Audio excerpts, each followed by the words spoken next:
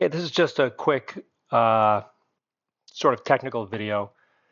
I've been using a Saitek Throttle quadrant in the sim since it's been configured as an SR22, and I'd 3D printed a couple of handles to replicate the throttle and the mixture handle from the Cirrus, but the throttle handle was from sort of the first several generation of Cirrus, and the more modern throttle handle is quite different. And so from yourflightsim.com, you can actually purchase really high quality 3D printed throttle and mixture quadrant. They're actually made for the Honeycomb yoke, but I decided I was going to fit them to my Saitek. The challenge is the pegs on the Saitek are too long and a little too not quite wide enough or have enough depth, I suppose I'd say, to hold the handles securely. So I decided to modify the whole thing, and this is just a little how-to of how I did it.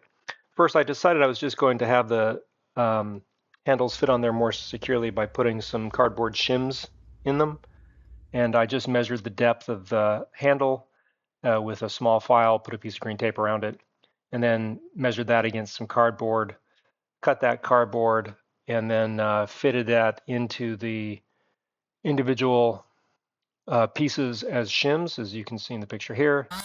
Then I took a Dremel and I whacked off the top of two of the pegs on the Saitek and left the center one intact because on the Saitek quadrant, the mixture and throttle handle are just a little too close to each other, so I decided to have them on the inside and the outside pegs and leave the middle one untouched. I'll just push it out of the way. So I measured with green tape the depth of the new handles and then just cut off at the top of them and then wrapped some painter's tape around them to give them a little more heft and width and make them a little grabbier. And then I just sort of fitted and shoved the new handles with the shims in them on top and works great. So you can see how it looks here.